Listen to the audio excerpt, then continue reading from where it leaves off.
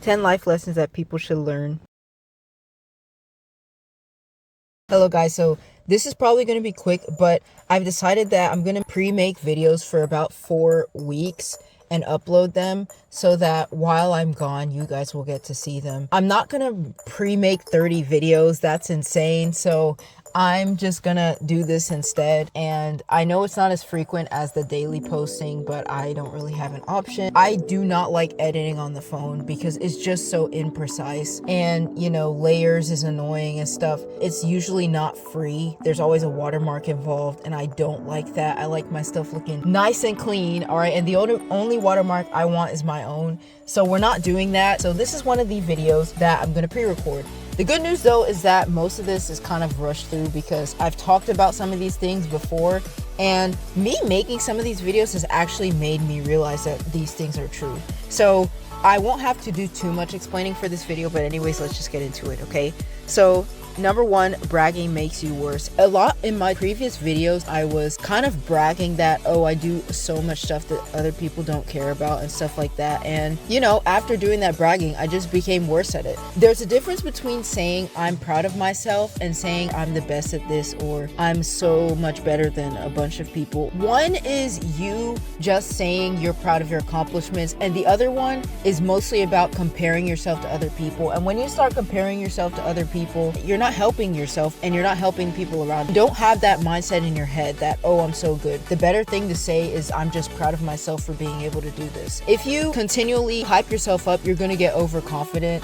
And sometimes that's how I feel when I'm driving. I'm in a car right now, so I guess that's why I'm talking about this. But sometimes I'm like, oh, I'm such a good driver, but I just kind of have to shut that down in my head real quick because I don't want to end up bumping into something and taking that back, okay? Second thing, watch your ways and not your words. People know the quote, actions speak louder than words. The things you do for yourself. It is more important than the words that other people are telling you not to say, I guess. I don't know. It was something like that I had written this down for, but I kind of forgot it, so let's just move on. Healing comes with time, but takes a long time.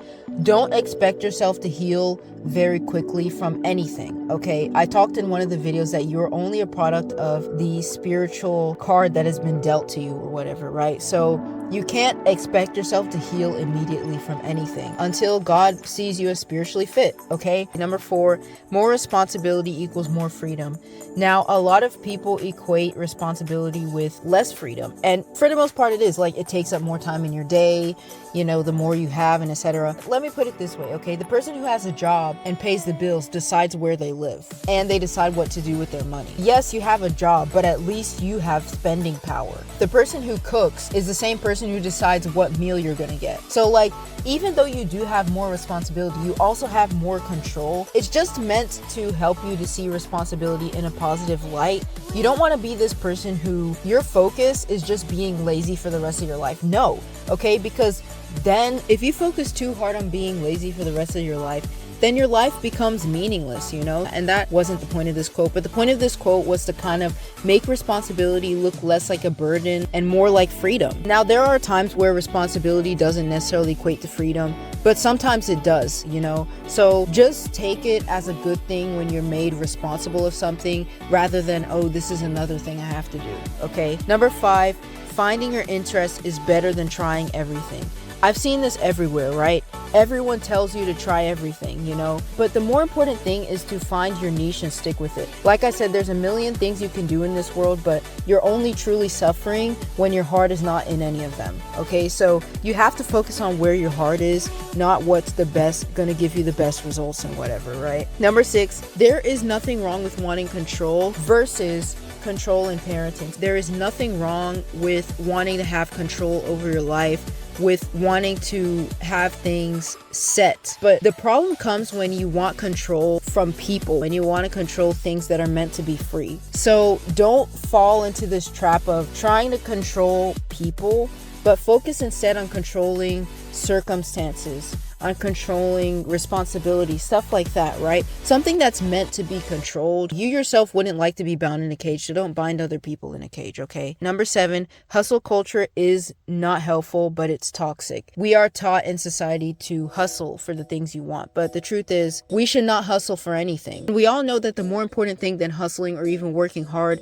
is working smarter, working in a way that achieves your goal as efficiently as possible. Efficient doesn't mean fast, okay? It means both fast but also effective. Okay, number 8, and this one is actually really important and not something that I've talked about in my other videos. Wisdom comes from God and not from age and experience. So I want you guys, and even me myself, to separate wisdom from experience, especially if you're a parent, okay? Just because you went through something doesn't make you the expert on it, and just because you read about something doesn't make you the expert on it. Wisdom and experience are not only two different things, but they do not guarantee that you know everything. Sometimes knowledge and or wisdom is what you need to understand something. For the most part, you can't just have experience and not have any wisdom, right? So don't sit there and just say that because somebody hasn't went through something or because somebody's young, it means they don't know anything. Number 9, overabundance is not a blessing. I talked about this in my wealth inequality video. People equate richness with success and stuff like that, but richness is insecurity. The more secure thing is being content with what you have and having just enough to get by. When you're content with what you have, you don't have to worry about losing anything, you just have everything. But when you're rich, you're focused on keeping things even if they aren't for you. So it becomes a hoarding problem. And number 10, seek practicality, not usability. This is kind of the same thing as the rich point. It's okay to have wants, but the more important thing than having a lot is having enough.